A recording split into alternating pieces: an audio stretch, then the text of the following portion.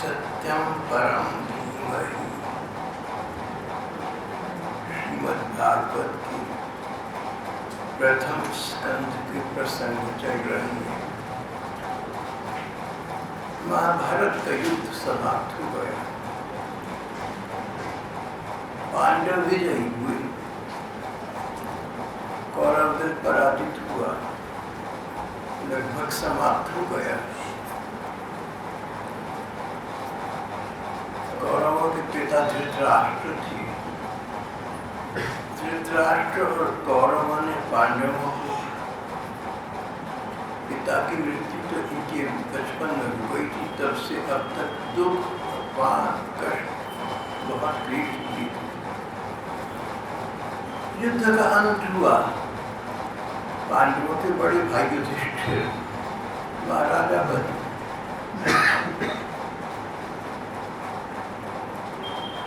धृतराष्ट्र और गांधारी कौरवों के पिता और माता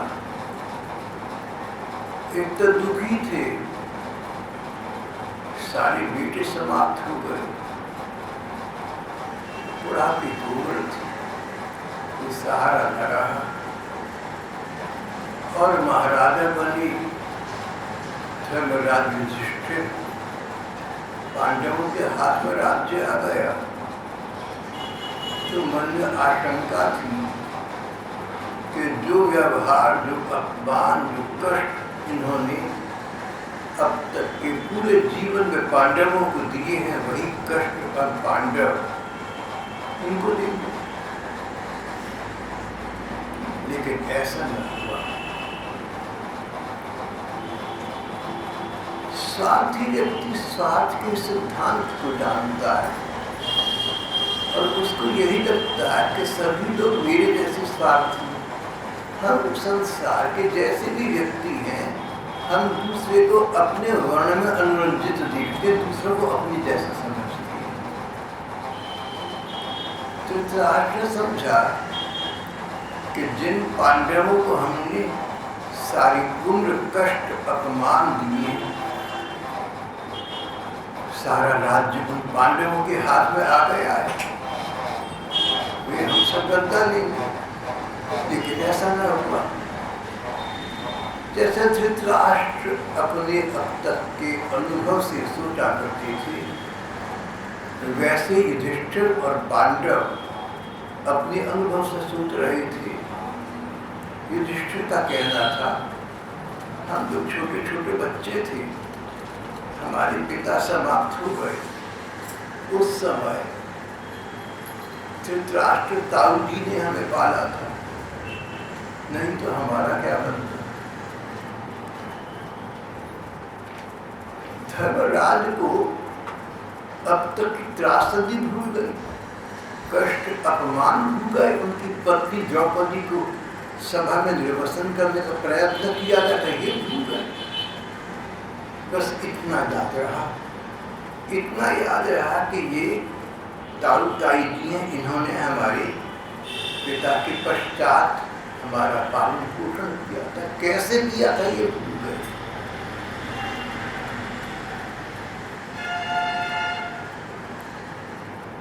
भगवत भक्त का यही लक्षण, भक्ति मार्ग का यही लक्षण। अगर हमारा पथ भगवान को पाने का पथ है, अगर हमारा मार्ग भगवान के प्रेम का मार्ग है, संसार है, कोई हमसे बुरा करे, बदले में हम बुरा करना तो दूर सोचे नहीं। कोई हमसे बैर करे, हम बैर करना तो दूर सोचे नहीं। तो हम भक्ति मार्गी हैं। हम भगवान की दृष्टि में, भगवान की सुप्रसन्न दृष्टि में आ जाएंगे। इस लोक में ये जीवन कैसा भी व्यतीत हो, पर उस लोक में जीवन के उस पार अनंत जीवन है, उसमें अनंत चैन होगा, अनंत सुख होगा। पांडव इसी प्रकार के थे, धर्मराज युधिष्ठिर इसी प्रकार के थे। उन्होंने धृतराष्ट्र गांधारी के ताऊ ताई के पांव पकड़ लिए। तो बच्चे हैं आपके, आपके दिशा दर्शन में राज्य करेंगे, हमें आपका पथ प्रदर्शन चाहिए। और अपने महलों में उन्हें एक बहुत सम्मानित और सुख के स्थान पर आसन्न कर दिया।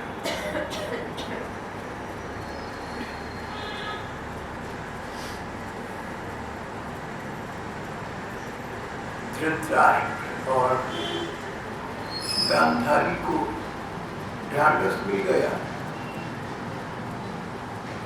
आश्चर्य हुआ कि हमसे प्रतिशोध लेने के स्थान पर, बदला लेने के स्थान पर ये हमारे साथ सम्मान का और सुखद व्यवहार कर रहे हैं।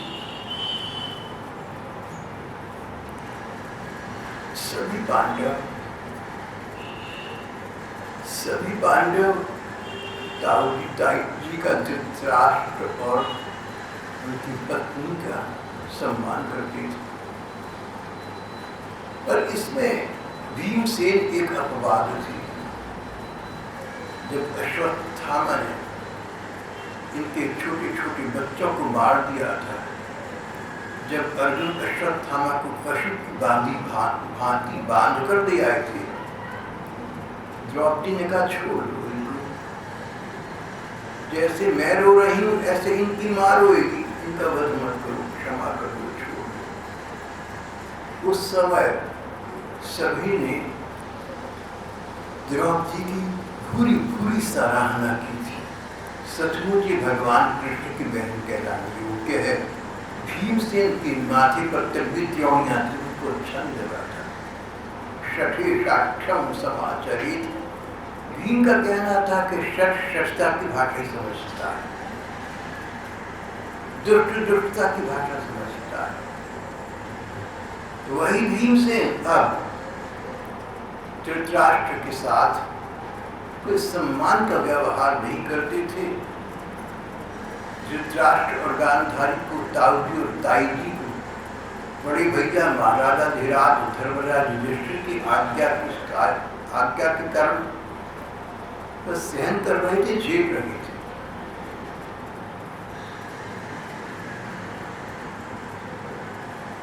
महाराजा युधिष्ठिर के राज्य में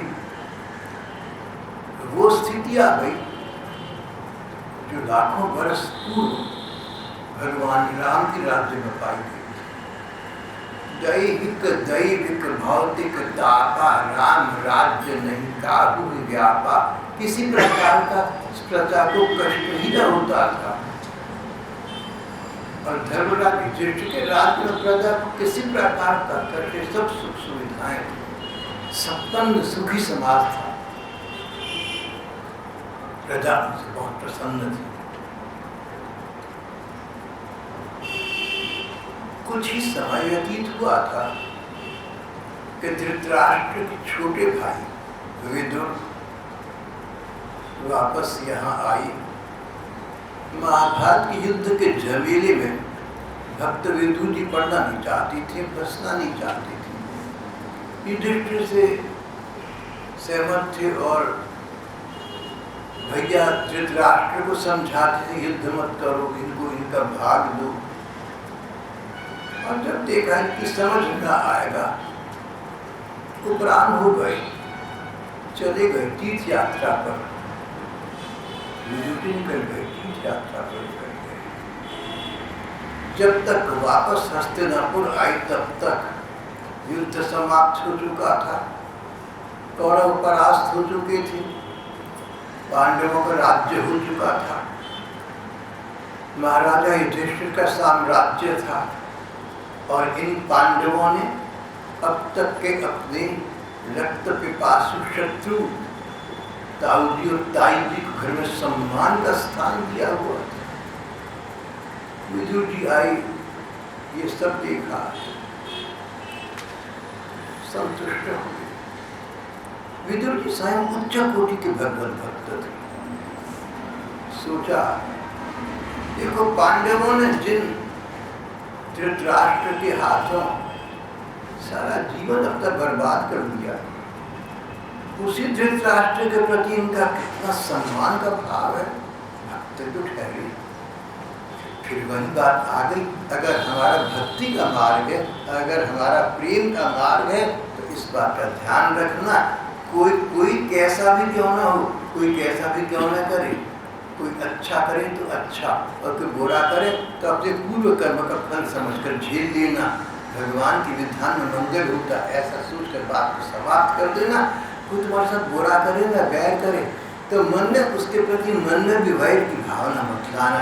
भगवान से उसके कल्याण की कामना करना, भगवान तुमसे प्रसन्न हो। इस बात का ध्यान रखना चाहिए कि हमारे कारण किसी के मन को कष्ट ना, हमारे कारण किसी के मन को तनिक भी कष्ट ना हो, रव मात्र भी कष्ट ना हो।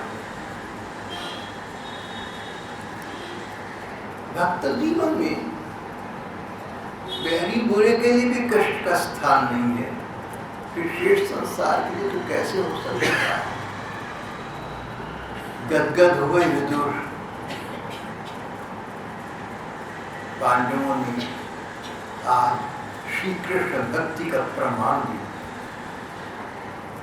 लेकिन विचार में मग्न हो गए, गहरे विचारों में खो गए। पांडव तो धर्म के मार्ग पर चल रहे हैं, चले जा रहे हैं, लेकिन धृतराष्ट्र की आंखें अभी भी न खुली। जन्म से अंधे थे, लेकिन अकल के भी अंधे हो गए। पहले भी अकल के अंधे थे, अब भी अकल के अंधे हैं, अभी भी इन्हें कुछ ध्यान न आया। विदुर जी धृतराष्ट्र के छोटे भाई थे।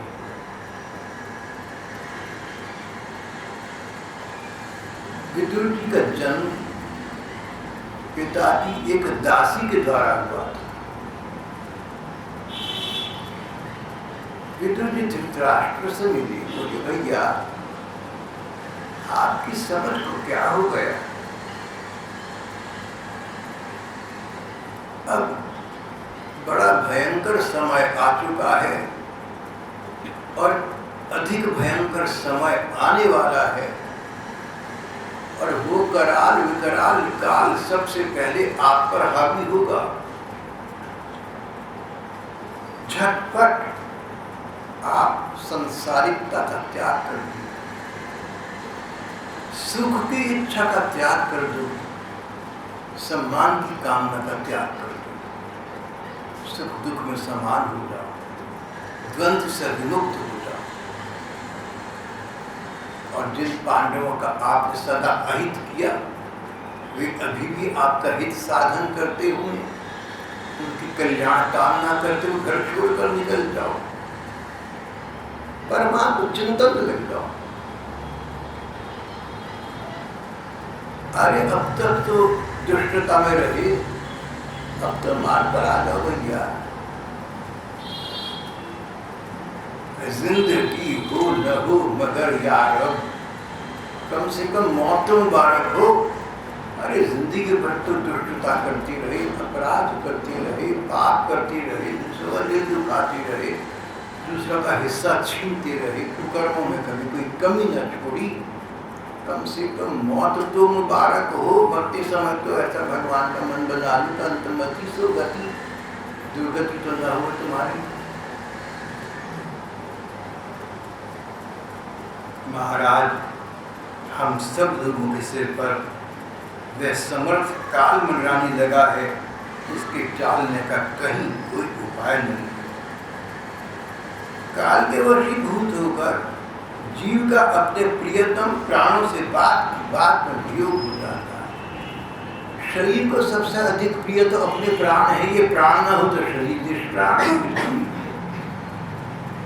ये प्राण तो इस शरीर का मोह छोड़ देती हैं, तो इष्ट मित्रों के अन्य जन्मों के बाद क्या है। आपके चाचा ताऊ, आपके भाई बंधु, सभी संबंधी, पुत्र सभी तो मारे गए, और आपकी उम्र बहुत ढल चुकी है, शरीर बुढ़ापे का शिकार हो गया, और आप पराई घर में अभी भी पड़े हुए हैं, आपका मोह नहीं जाता।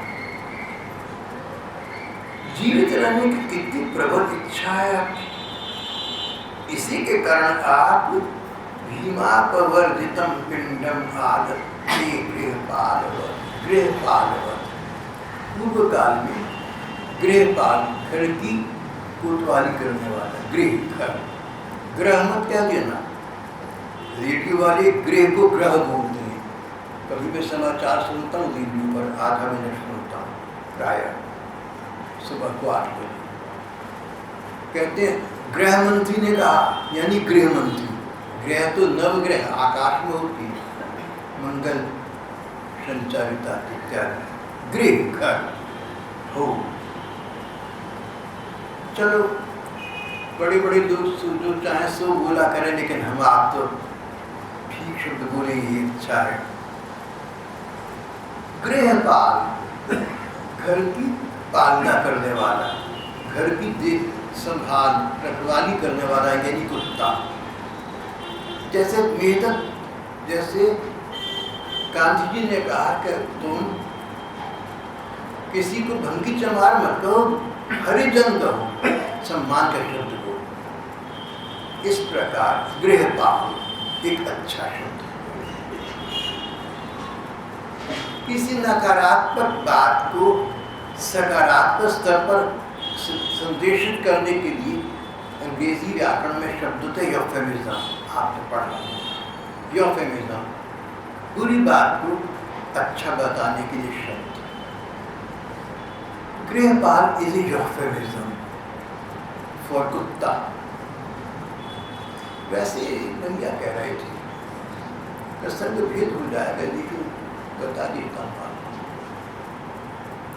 एक किराएदार ने देखा कि मकान मालिक के घर के बाहर शामियाने लगी है। पूछा तो पता लगा कि इनका कुत्ता मर गया। उसकी शोक सभा हो रही, प्रायश्चित हुआ। अगले दिन जब उन्होंने देखा मकान मालिक का उनके साथ व्यवहार बिगड़ गया, पूछे पर बोले कि लाला जी क्या बात कर रहे हो, मेरा कुत्ता मर गया, आपने आकर शोक नहीं प्रकट करा।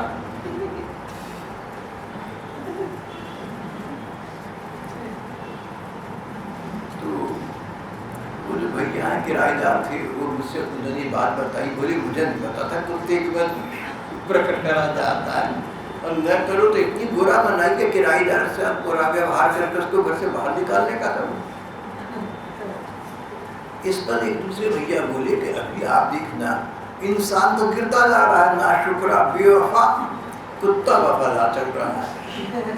आगे तो कहा जाएगा श्री का खा गा कुत्ते जी, सम्मान की उपाधि भी कुत्ते जी कहलाती है, वफादार है। गधे जी, ये बोझा क्यों दिए दूसरों का। बोले अब उपाधि ये बन जाए, कुत्ते जी, गधे जी, और इस प्रकार की। लेकिन आप आरंभ ना करें, समाज में जब होगी तब देखा जाएगा। गृहपाल कुत्ता, घर की रखवाली करने वाला। विदुर जी बोले भैया धृतराष्ट्र, आप गृहपाल और कुत्ते का सा जीवन बिता रहे हैं।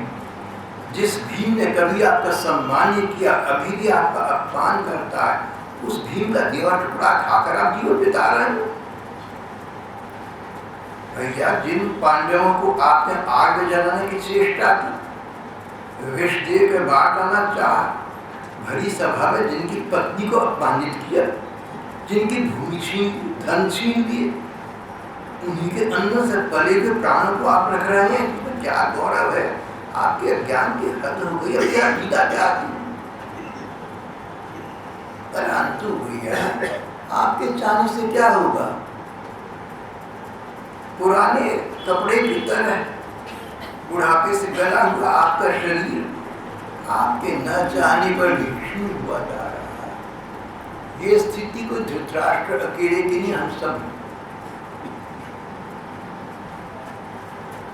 जो उम्र में थोड़े बड़े हो गए उनकी स्थिति तो यही है। जैसे कपड़ा गल जाए तो और कब तक गलेगा, एक दिन फट जाएगा, समाप्त हो जाएगा। पहले पहले बदल दो, छोटा भी क्या, और जो छोटे हैं उनका भी अंत तो ये दिन आएगा। उनको इतना सुविधा का अधिक समय है अपने को सुधारने का, अपने को बदलने का। पर बड़े बूढ़े बुजुर्गों पर तो वो समय भी नहीं है, तुरंत बदल जाओ इसी क्षण से।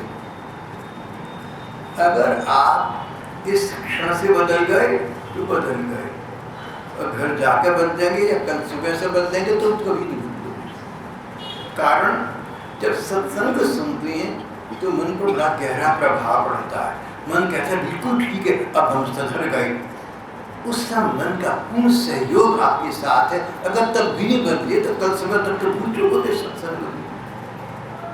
कैसे याद रहेगा, कैसे बदलोगे? भैया बदलना के शिक्षण बदल जाओ, अभी अभी पल्ले बांध लो, भगवान का नाम लेकर मन में शपथ का लो, किसी का दिल नहीं दुखाना, किसी के साथ बुरा व्यवहार नहीं करना, कोई तुम्हारे साथ बुरा गहरी बर्ताव करे तुमने नहीं करना, तुमने अच्छे से अच्छा करना। आपके अज्ञान की हद हो गई, आप अभी जीना चाहते हैं, परंतु आपके चाहने से क्या होगा? पुराने वस्त्र की तरह बुढ़ापे से गला हुआ आपका शरीर आपके न चाहने पर भी छीना जा रहा है, क्षीण हुआ जा रहा है। अब इस शरीर से आपका कोई स्वार्थ सुनने वाला नहीं है, इसमें मत फंसिए, इसकी ममता का बंधन काट डालिए। भैया अपनी समझ न हो तो दूसरे को समझाने से सही। जो व्यक्ति इस संसार को दुख समझकर इससे विरक्त हो जाता है, उदासीन हो जाता है, उपराम हो जाता है और अपनी हृदय को भगवान का मंदिर बना लेता है, भगवान के चिंतन करना आरंभ कर देता है, वही उत्तम मनुष्य है, वही अपना कल्याण करना जानता है। उसी को अपने सच्चे स्वार्थ का पता है। सच्चा स्वार्थ परमात्मा में है। स्वार्थ खुद गर्ज, क्या गरज है हमारी? मौत अच्छी हो जाए, मौत के बाद सदगति मिल जाए, कहीं भगवान मिल जाए तो क्या कहेंगे, ये सदगति है, ये गरज है हमारी, ये स्वार्थ है हमारा, इसको पूरा करो। अब वो स्वार्थ नहीं रहा कि 4 पैसे बटोर दिए और जमीन पर राज कर दिया, वरना असली स्वार्थ बढ़ जाए। असली स्वार्थ परमार्थ में। भैया छोड़ दीजिए घर का भोग, निकल पड़िए यहाँ से और अनंत के पथ पर जाकर भगवान का चिंतन करते हुए इस बुरे शरीर का परित्याग कर दीजिए। दूसरा के समझाने से तो समझो, अपने आप समझ नहीं आई कोई बात नहीं आती, कई बार बड़ी बात नहीं आती, पर दूसरों को समझाने पर समझाने वाला तुम्हें बैरी लगे, बड़ा कठिन है। मैंने देखे ऐसे भाई बहन समझाने वाले के लिए समझते हैं कि इनको पता तो बात का है नहीं, इसलिए कह रहे हैं। अरे जिसलिए भी कह रहे हैं ठीक तो कह रहे हैं, अच्छा तो कह रहे हैं, आपके भले में तो कह रहे हैं। जब छोटे भाई विदुर ने अंधे राजा धृतराष्ट्र को इस प्रकार समझाया तब उनके मन की आंखें खुल गईं। उन्होंने भाई बंधुओं का मुंह काट दिया। छोटे भाई विदुर के बताए मार्ग से हिमालय की ओर चल पड़े। उनकी पत्नी गांधारी साथ चल गई। ये बात एक रात की है।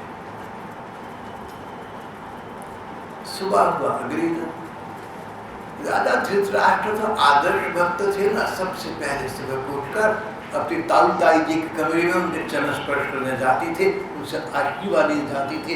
आज देखा तो दोनों वहां नहीं है और विदुर जी आए हुए थे, वो भी वहां नहीं है। आश्चर्य हुआ। धृतराष्ट्र के सचिव संजय थे, उनसे पूछा, उनकी आंखों में आंसू भरे हुए थे, महाराज मुझे बिना कुछ कहे विदुर कहाँ चले गए, मैं तो स्वयं रो रहा। इतने में नारद जी आ गए। नारद जी सर्वज्ञ सब जानती है। नारद जी ने कहा, नारद जी ने कहा युधिष्ठिर बड़ी चिंता में हो तुम भैया, क्या बात है? युधिष्ठिर सज्जन थे, भद्र पुरुष थे, भक्त थे, कोमल हृदय के थे। बोले नारद जी, जब हमारे पिता पांडु की मृत्यु हो गई थी, हम लोग नन्हे नन्हे बच्चे थे, तब इन्हीं दोनों चाचाओं ने, धृतराष्ट्र और विदुर जी ने बड़े दुखों से हमें बचाया था। बड़ा प्रेम करते थे हम पर, भी न जाने कहाँ चले गए। मुझे डर है मुझको अपराध न बन गया। देखिए भगवत भक्त का हृदय कैसे सोचता है। उन्होंने ये नहीं सोचा कि इन्होंने मेरे पर सदा अन्याय किया, अपमान किया इत्यादि। बोले हम छोटे बच्चे थे, आखिर इन्होंने पालन पोषण किया, जैसे भी किया तो सही। दूसरे के गुण को देखना, गुण खोज निकालना, ढूंढ कर कहीं से किसी का गुण निकालना। ऐसा तो कोई व्यक्ति नहीं होता जिसका कोई गुण ही ना हो, सभी दुर्गुण या सभी दुर्गुणों कोई न्यूनता ना हो। कोई दुर्गुणी व्यक्ति मिल जाए ना, कोई ना कोई गुण उसमें होगा, उस गुण को खोज निकालना, उसकी चर्चा करना।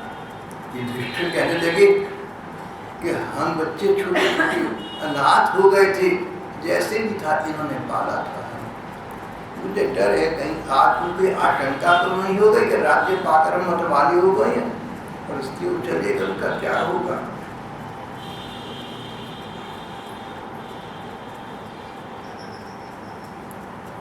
नारद जी ने कहा युधिष्ठिर तुम क्या बात कर रहे हो? देखो किसी व्यक्ति का भला करने वाले तुम नहीं, भाग्य है भगवान। तुम किसी व्यक्ति का कितना भी हित कर रहे हो, हित साधन कर रहे हो, तुम अपने घर में या घर के बाहर किसी के साथ भला ही भला कर रहे हो, वो माने या ना माने उसका भला हो रहा है, तुम करने वाली नहीं हो। प्रेरक शक्ति भगवान, प्रेरणा भगवान दे रहे तब तुम कर रहे हो। यहाँ के बहुत से भाई हैं, कुछ बहनें हैं जो बड़ी बड़ी पदों पर हैं या चिकित्सक हो गए, डॉक्टर हो गए, मेरा बड़ा ध्यान रखती हैं। तो मैं उनसे कहता हूँ, मैंने कहा तुम तो मेरा ध्यान नहीं रखे, भगवान रखवा रहे हैं। भगवान तुम्हें प्रेरणा प्रदान कर रहे हैं, प्रेरक शक्ति भगवान की है, इसलिए तुम लोग मेरा सब कुछ कर रहे हो। एक डॉक्टर साहब बोले भाई साहब इसका मतलब ये हुआ कि हम भगवान के कृपा पात्र तो निकले ही निकले, ये तो नहीं आप कह सकते कृपा पात्र नहीं है। मैं कहा बिल्कुल आप ठीक है। अगर भगवान आपसे प्रेरणा करा के कोई शुभ काम किसी का कराते हैं तो आप भगवान के कृपा पात्र तो हैं। उन्होंने इस युग के समझा, अब तक थे नहीं थे, अब बन जाए। किसी का भला करके, किसी भला चाह करके तुम भगवान की कृपा पात्र आदि बन सकते हो। नारद जी धर्मराज युधिष्ठिर से कहने के धर्मराज आपका चिंता करना बूढ़े ताऊ जी ताई जी का क्या होगा, ये व्यर्थ की बातें मत करो। करने वाली भगवान, कराने वाली भगवान है। जिन भगवान ने अब तक तुम्हें प्रेरणा देकर उनका सम्मान किया, उनको रक्षा की, वे भगवान कहीं चले नहीं गए हैं। उचित समझे तो आज भी वही करेंगे। धर्मराज तुम किसी के लिए शोक मत करो। ये सारा संसार विधि के विधान के अंतर्गत चल रहा है। भाग्य एक प्राणी को दूसरे से मिलाता है, वही भाग्य एक को दूसरे से अलग कर देता है।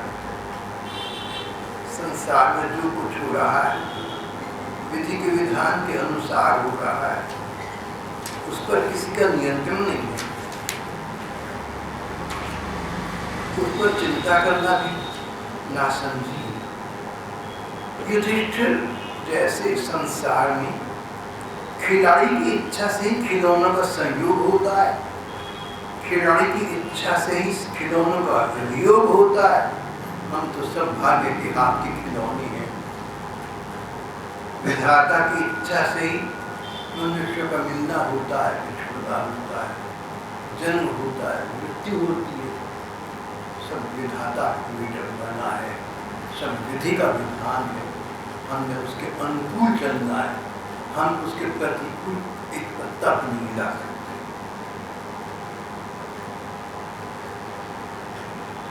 इसलिए वे दीन दुखी धृतराष्ट्रदानधारी असहाय अवस्था में मेरे बिना कैसे रहेंगे। मन की इस अज्ञान जन्य विकलता को छोड़ दो। अब नहीं आज सिर पर मौत के बादल मंडरा रहे हैं, दूसरों की चिंता करें, अपनी को देखो, पहले अपना कल्याण करो। इतना कहकर नारद जी ने फिर एक ऐसी बात कही जिसको सुनकर अब तक का सुख दुख भूल गया पांडवों को नई बात बताई। धर्मराज, समस्त प्राणियों को जीवन दान देने वाले भगवान इस समय पृथ्वी पर श्री कृष्ण के रूप में अवतार लेकर लीला कर रहे हैं, सो तुम जानते हो। जिस कार्य के लिए भगवान ने यह अवतार लिया था, श्री कृष्ण अवतार का वो उद्देश्य पूरा हो चुका।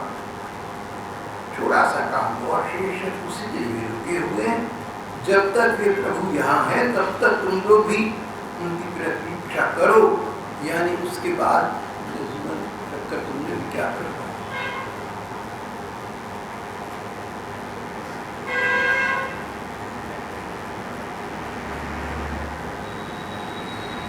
धृतराष्ट्र गांधारी और विदुर जी हिमालय क्यों चली गई, जहाँ गंगा जी ने अलग अलग 7 धाराओं के रूप में अपने को 7 भागों में विभक्त कर दिया है, जैसे सप्त स्रोत कहते हैं, वे वहां चली गई। उन्होंने अपना मन संसार से बिल्कुल हटा लिया है। कौन भाई, कौन बहन, कौन पिता, कौन माता, कौन संतान, कौन अपना, कौन पराया, ना कोई तुम्हें दुख देने वाला है, ना कोई तुम्हें सुख देने वाला है। सुखस्य दुखस्य न कोपि दाता, सुख और दुख देने वाला कोई मनुष्य नहीं है, कोई समाज नहीं है, कोई सरकार नहीं है, कोई रिश्तेदार नहीं है। ये तो पूर्व कर्मों का फल है, कठिनाई समाप्त।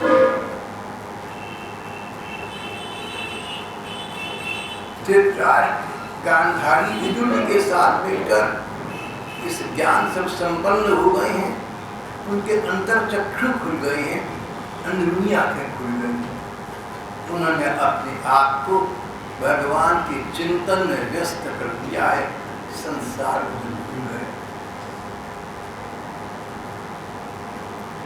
समस्त कर्मों का विचार भी त्याग करके इस समय वे भगवान के चिंतन में लवलीन हो रहे हैं। उनको ढूंढकर खोज निकाल कर घर वापस लाकर तुम विघ्न मत डालो, बाधा मत डालो। धर्मराज, आज से 5वें दिन वे तीनों अपने शरीर का परित्याग कर देंगे। आज से 5वें दिन धृतराष्ट्र योग की अग्नि में अपने शरीर का परित्याग कर देंगे, वह जलकर राख हो जाएगा। पति के मृतदेह को जलते देख बाहर खड़ी साध्वी गांधारी पति का अनुगमन करती हुई उसी आग में प्रवेश करता है कि सती हो जाएगी। विदुर जी अपने भाई का आश्चर्यमय मोक्ष देखकर सारी उम्र पाप किए, लेकिन भगवान के नाम की इतनी महिमा अजामिल की भांति अंत में भगवान का आश्रय दिया अभियुक्त हो। भगवान नाम की महिमा देखकर, भगवान स्मरण की महिमा देखकर, अब ऐसा न कहना ये तो अच्छा हो गया, हम भी ऐसा करेंगे, सारी उम्र मौज मस्ती करेंगे, दूसरा का हिस्सा मारेंगे, किसी की पत्नी को उठाकर लाएंगे, हम सब ये काम कर सकते करेंगे। अब तक डर था नहीं रहा, अब तो ये हो गया ना, जो इच्छा होगी सो करेंगे, अंत में भगवान का नाम लेकर मरेंगे, मुक्ति हो जाएगी। ये इसका शिक्षा नहीं मिलती, इसकी शिक्षा तो ये मिलती है कि अगर एक व्यक्ति पापी रहा लेकिन अंत समय में सत्संग प्राप्त हो गया, संत संग प्राप्त हो गया, उसने भगवान का आश्रय दे दिया, उसकी भी सद्गति हो गई, तो आपके पास तो जाने कितना लंबा जीवन पड़ा है, वो सारा जीवन भगवान के स्मरण बिताए तो कितनी अधिक सद्गति भगवान के प्रेम की प्राप्ति हो जाएगी। संसार में हम प्रेम के पीछे पागल है, उसको सुख मिलता है, इसलिए भगवत प्रेम प्राप्त हो जाएगा जो अनश्वर है, शाश्वत है, स्थायी है, अक्षुण्ण है, अक्षय है। उस अक्षय प्रेम की प्राप्ति हो जाएगी, उसका सुख भी अक्षय होगा। ये बात पहले आ चुकी है। संसार में कभी भी कहीं भी आपको ऐसा सुख मिला हो जहाँ संसार को आप भूल गए हो, इतना सुख मिला। भगवान के प्रेम में जो सुख है वो उस सुख से करोड़ों गुना अधिक है और सदा रहने वाला है। कितना अधिक होगा। अगर किसी व्यक्ति के प्रेम में पागल होकर मैं कुछ देर के लिए संसार को भूल सकता हूँ, तो भगवान के प्रेम में पागल होकर मैं कितना अधिक प्रेम से प्राप्त कर सकता हूँ। सभी पर ये बात होती, उस अक्षय प्रेम को प्राप्त करना, उस अक्षुण्ण सुख को प्राप्त करने के लिए जीवन, उसी के लिए कथा है। सारा जीवन पाप में बिताकर धृतराष्ट्र को सत्संग मिल गया, बुद्धि सुधर गई, अंत समय भगवान का स्मरण किया, सद्गति हो गई। अगर हम अभी से भगवान का स्मरण करें तो भगवत प्रेम का आनंद हमें प्राप्त हो जाएगा, अक्षय अनंत सुख मिल जाएगा। तुम तरन तारण हो जाओ, स्वयं तर डालो, दूसरों को तारो।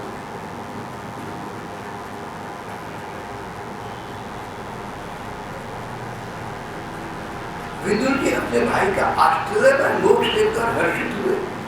अरे भगवान नाम की इतनी महिमा है, भगवान के स्मरण की इतनी महिमा है कि जो सांस अंदर गया जब तक वो बाहर आएगा उतनी देर भी तन्मयता के साथ भगवान का स्मरण कर ले, मुंह से नाम न दिखता तो मन की आंखों से रूप का ध्यान कर ले, हमारी मुक्ति हो जाएगी, सद्गति हो जाएगी, मोक्ष हो जाएगा। तो फिर जब जीवन इतना बड़ा है, अभी दादा ने कितना लंबा जीवन, कहीं कहते हैं क्या पता थोड़ा सा जीवन थोड़ा सा बाकी हो, क्या पता, कल का भरोसा बिल्कुल ठीक है। जैसे कल का भरोसा नहीं है ना, इस प्रकार ये भी भरोसा है कि अभी तुम 100 साल और जियो। चलो 100 साल ऐसे 25 बरस जियो, 50 बरस ये तो हो सकता है। कई लोग आज के युग में भी 125 बरस की उम्र तक जीवित होते।